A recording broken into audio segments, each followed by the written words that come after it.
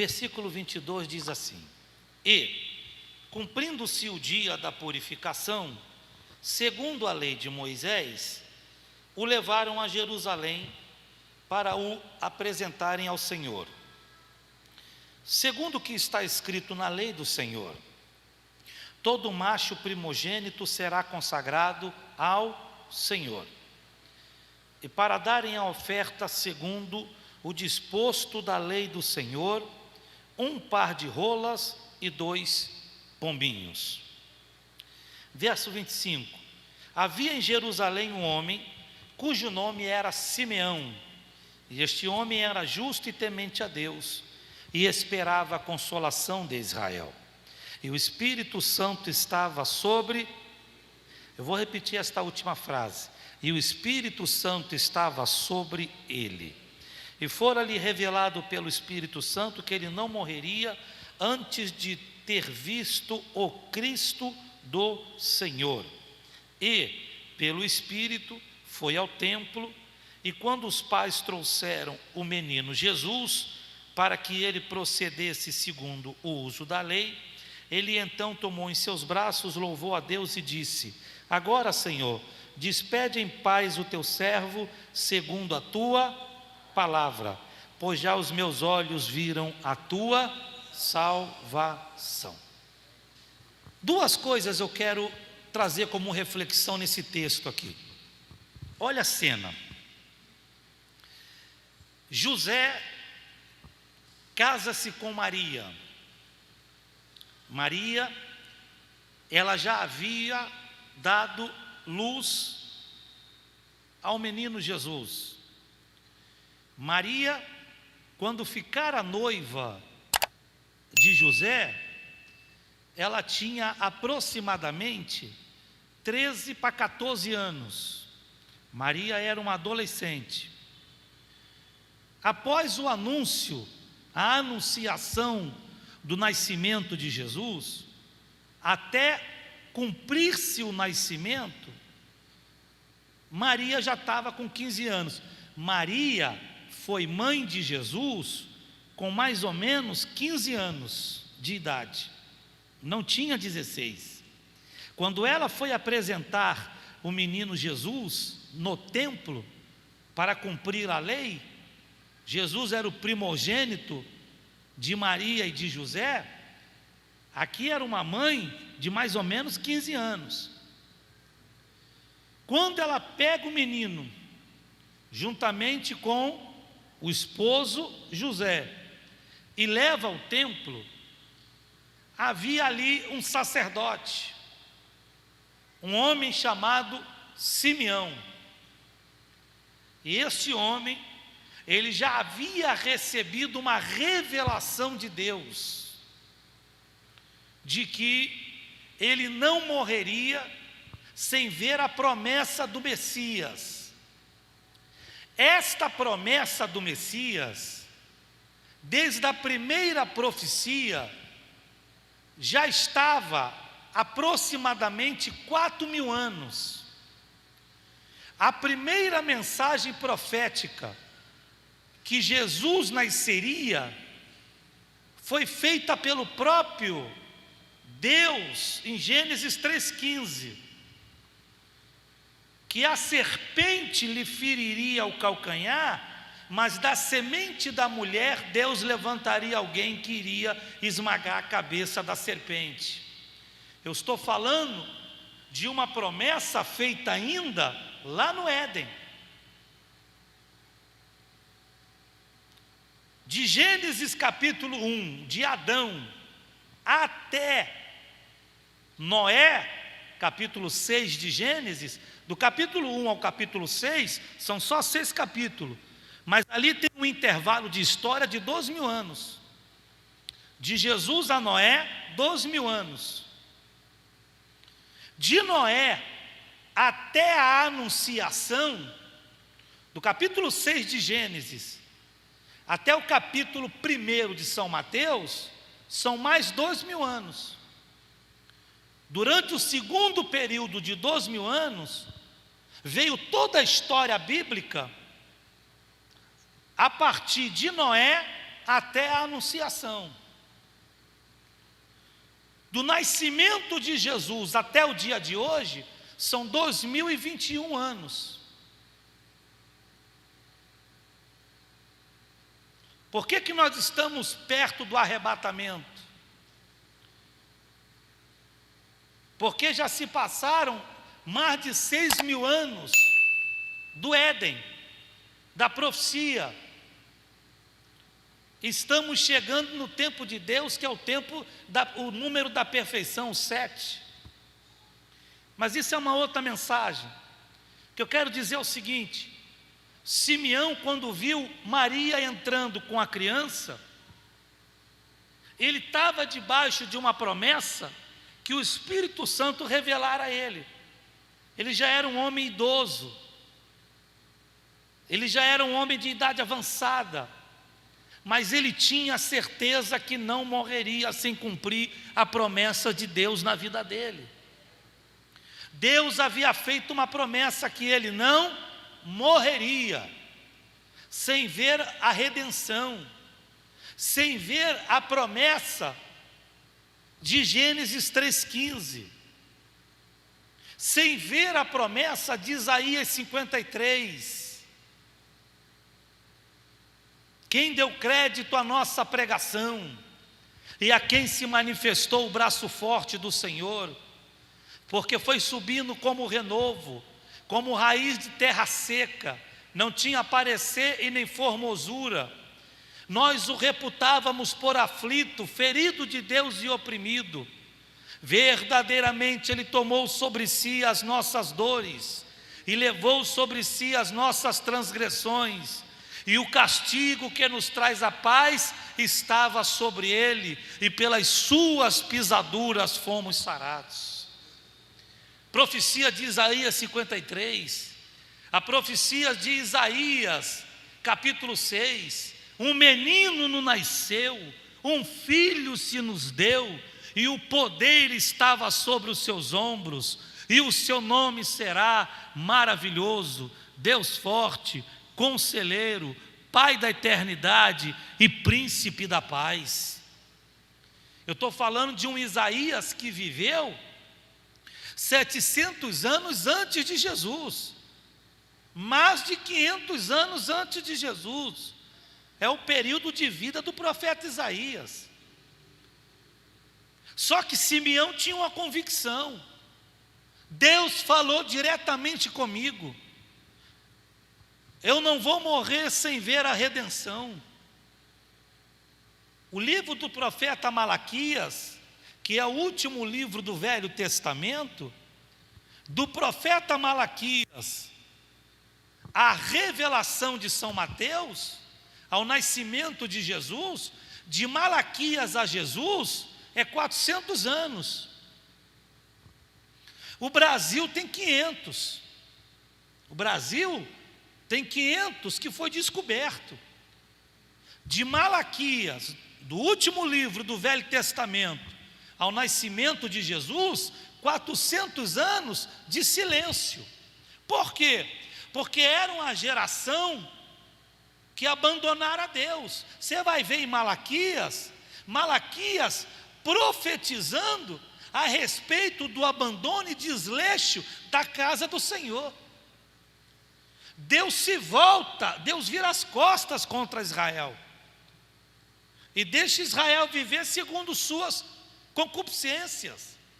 400 anos de silêncio, 400 anos sem ver Deus operar um milagre, 400 anos sem ver um profeta nascer e falar dizendo: assim diz o Senhor. Por isso que quando Jesus nasceu, e ele veio para os judeus, João capítulo 1 diz: ele veio para os que eram seus, mas os seus não os receberam, mas todos os quantos receberam, deu-lhes o poder de serem chamados filhos de Deus. Isso é você e eu, né? Jesus sentado no Monte das Oliveiras, olhando para baixo, lembrando do silêncio de 400 anos, e da rejeição que ele estava sofrendo, ele chora. E no choro ele diz: Jerusalém, Jerusalém, que mata os profetas, taca pedra naqueles que eu te envio. Eis que não me vereis mais, até o dia em que vos disserem: bendito é aquele que vem em nome do Senhor. Jesus faz lamento e depois ele estabelece juízo. Ele faz lamento e estabelece juízo.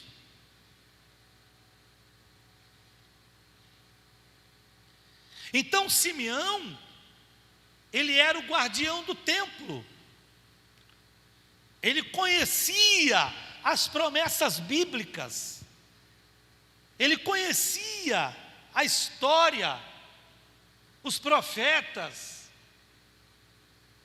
E ele tinha uma revelação pessoal do Espírito Santo na vida dele. Deus se revelou a ele não através de alguém, mas Deus falou diretamente com ele: você não morre sem antes ver a redenção de Israel.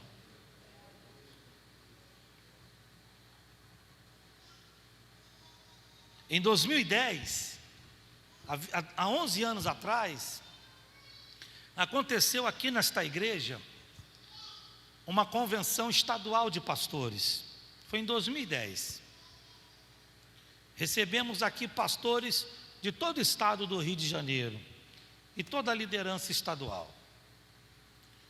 Aqui, nessa igreja, nesse altar aqui, nesse púlpito aqui, pisou e pregou nessa convenção o filho do pastor Gunnar Ving, chamado Bentley Virg. Ele esteve aqui em 2010, já idoso. Esse homem pegou nesse microfone aqui, ó. Esses microfones nossos, em algum deles ele pegou. Aonde a mãe dele é autora de muitos hinos da harpa cristã. E o pai dele foi fundador da Assembleia de Deus há mais de 100 anos atrás. Esse homem esteve aqui pregando. E eu recebi isso como uma resposta de Deus para a minha vida. Naquela mesma convenção, nós estávamos nos preparando para trazer também um reverendo chamado Richard Humbre. Reverendo Richard Humbre, ele escreveu um livro chamado Torturados por Amor a Cristo. Depois você dá um Google, baixa esse livro, compre esse livro, leia esse livro. Torturados por Amor a Cristo. Reverendo Richard Humbre, ele viveu aquele período da cortina de ferro, do comunismo, do fuzilamento de cristãos, de igreja. Era um pastor romeno que vivia debaixo da cortina de ferro da antiga União Soviética, que comandava a Romênia, comandava a Polônia, todos aqueles países ali do chamado leste europeu. Esse homem, nesse livro, ele conta a história dele como líder, as torturas. Esse homem, ele foi preso, e na primeira prisão dele, ele ficou quase 20 anos preso.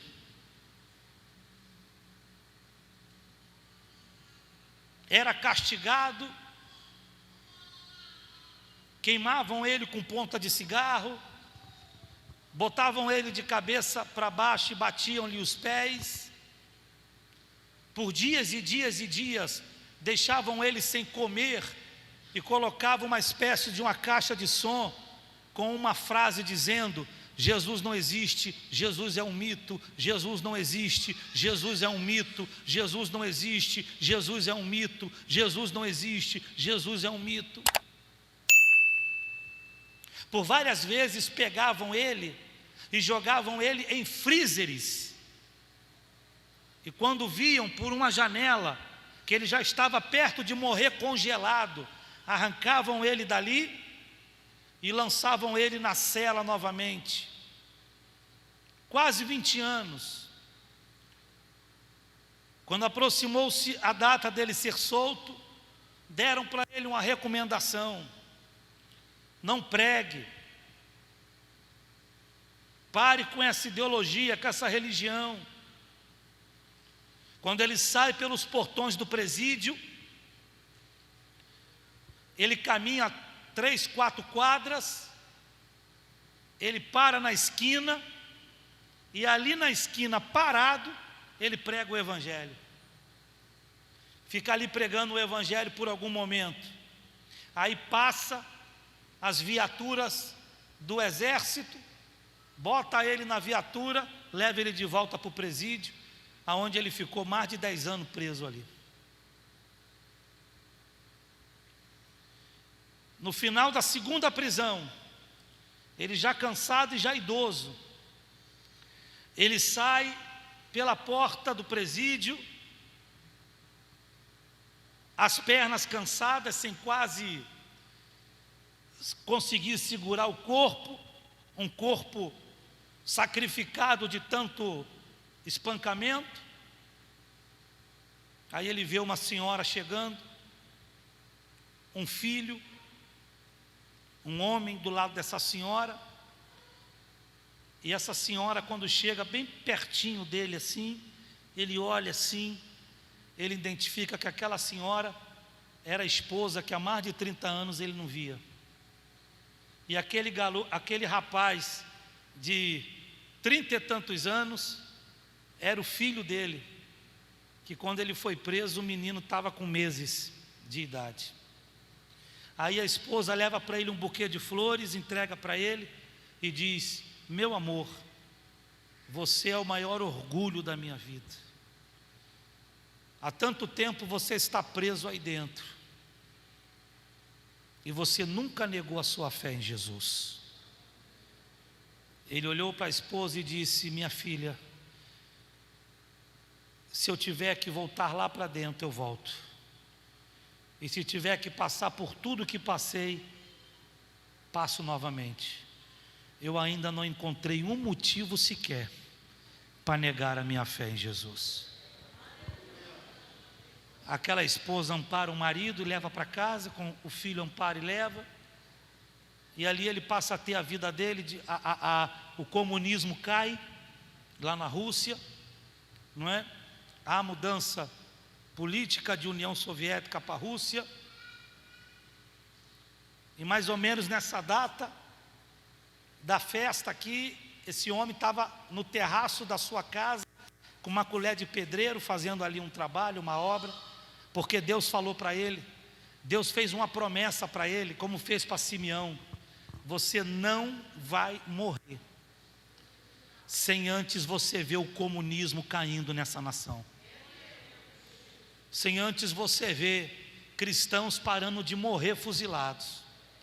E lá no terraço da casa, virando lá um cimento, ali ele passa mal do coração, e ali o filho vai socorrer ele e diz: meu filho, descansa no Senhor, eu já vi o comunismo caindo nessa nação, Jesus veio para me buscar. Aí eu paro o que estou pregando e faço uma pergunta a você, igreja: você está debaixo de uma promessa? Foi Deus que falou? Descansa no Senhor, descansa no Senhor, descansa no Senhor, descansa no Senhor, descansa no Senhor. Aleluia, aleluia, aleluia, aleluia, aleluia, aleluia, aleluia, aleluia, aleluia. Vai vivendo a tua segunda, vai vivendo a tua terça, vai vivendo a tua quarta, vai vivendo tuas alegrias e vai vivendo as tuas tristezas, Vai vivendo teus testemunhos de vitória e vai administrando os momentos que não derem certo, mas ali na frente Deus vai cumprir as promessas na sua vida. Aleluia, aleluia, aleluia, aleluia. A vida não é alegria na segunda, e alegria na terça, e alegria na quarta, e alegria na quinta, e alegria na sexta, e alegria sábado e domingo. Vida não é isso. Vencer na vida é para quem resiste. Vencer na vida é para quem tem paciência. Vencer na vida é para quem tem fé. Não uma fé imbecil, de ficar gritando que tem fé, mas uma fé paciente.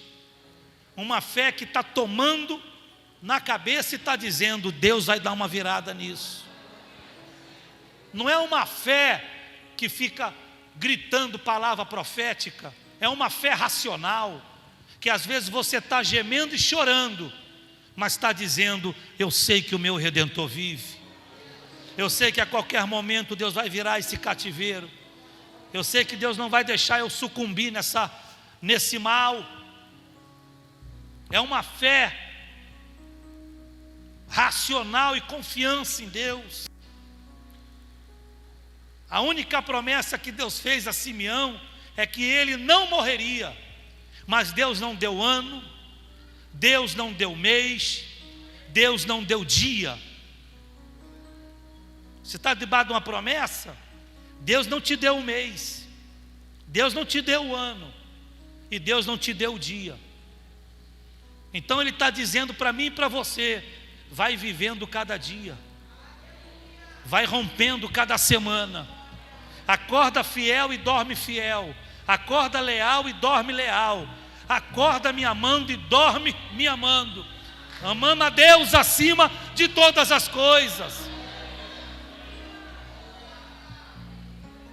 Simeão foi levado ao templo pelo Espírito. Sabe o que é ser levado ao templo pelo Espírito? Sabe o que é isso? É quando você está cansado, fadigado, quer descansar em casa, mas tua responsabilidade e amor a Deus te leva para o templo. É quando tudo concorre para você não vir, mas você diz: eu vou porque Deus tem uma revelação para mim. Isso é ser levado pelo Espírito ao templo. É quando tudo concorre para não vir ensaiar, para não cantar, mas você conflita com o teu corpo, conflita com a tua alma, e você diz: eu vou para a casa de Deus. É num dia desse que você vem, não pela alegria de vir, mas pelo compromisso e responsabilidade de vir. Porque tem coisa que a gente faz, não é porque nós estamos alegres, é porque temos amor e responsabilidade. É o amor que te faz fazer alguma coisa que você não quer fazer. É o amar a Deus. Ele foi levado ao templo pelo Espírito. Foi um dia que ele não tinha que ir, ou que não podia ir, ou que não queria ir. Eu estou falando de um homem idoso, com uma carreira extensa no sacerdócio, mas ele estava ali pelo compromisso de ir. É exatamente naquele dia, aí eu profetizo, é exatamente no dia que Simeão achou que seria mais um dia, como qualquer dia, que entra Maria e José trazendo o menino Jesus. Você pode achar que a tua segunda-feira amanhã vai ser como qualquer uma outra. Cuidado, porque o milagre pode chegar amanhã. Pode chegar na terça, pode chegar na quarta, pode chegar na quinta, pode chegar na sexta, pode chegar no sábado. Você que vai trabalhar amanhã, pelo o exercício da profissão, pela responsabilidade de ir, lá pode ter uma porta aberta te esperando. Aleluia!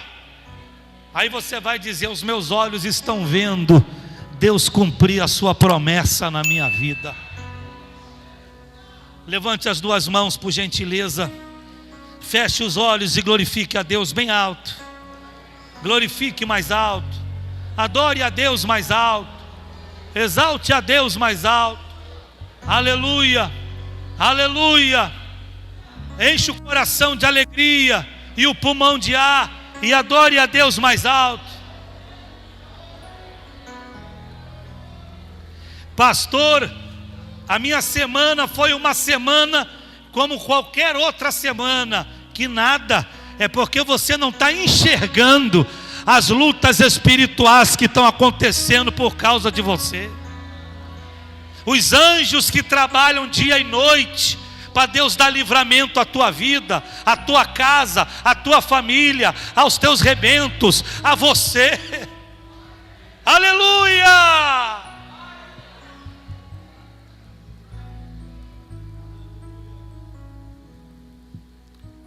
Tudo concorre para o bem daqueles que amam a Deus e que são chamados pelo seu propósito.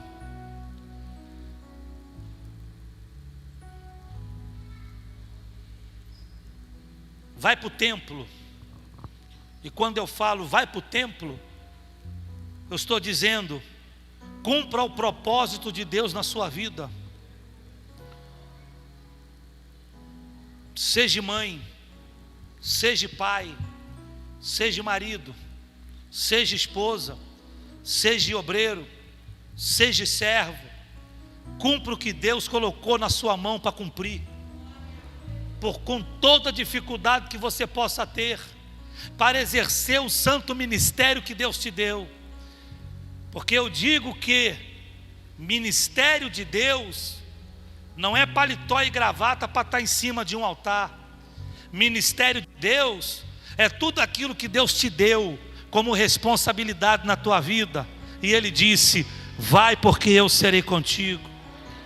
Se você é um homem casado, a sua esposa é o teu ministério. Se você é uma mulher casada, o teu marido é o teu ministério. Se você tem filhos, cada filho que você tem é um ministério. Se você tem um pai, tem uma mãe, esses pais e essas mães, enquanto respiram, são ministérios que Deus deu para você cuidar. Se você tem uma saúde, você tem que cuidar desse ministério e desse corpo que Deus te deu, porque quem prejudica o templo do Senhor, Deus abomina essa pessoa. Tudo é um ministério. E o ministério você exerce ele com amor. Ministério você exerce ele com lágrimas. E ministério você exerce ele perseverando, acreditando que vai dar certo. Meus filhos vão dar certo, meu casamento vai dar certo, oh, esses remédios vão dar certo. Aleluia, aleluia, aleluia, aleluia.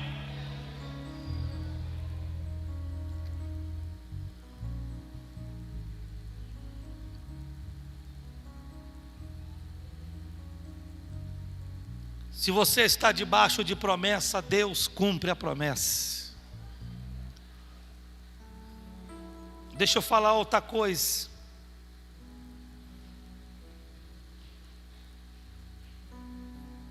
Quando Deus quer usar um profeta, Ele usa.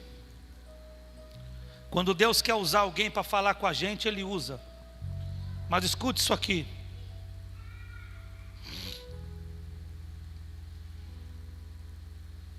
As mensagens e as profecias que mais vão causar mudança na tua vida, Deus vai falar direto com você.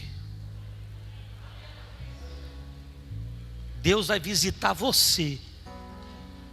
Deus vai entrar, aleluia, vai falar com você. Assim como Ele falou diretamente com Simeão. Deus não vai levantar profeta para te procurar, não. É o próprio Deus que vai sair do céu e vai dizer: minha serva, meu servo. Ele vai te chamar pelo nome. E quando você ouvir a voz de Deus no teu íntimo, você vai ter tanta certeza que foi Deus que falou. Oh, aleluia! que isso vai te dar força para você continuar caminhando. Eu quero profetizar que Deus tem uma revelação fresca sobre a tua vida. Deus tem uma revelação fresca sobre a tua vida. Aleluia!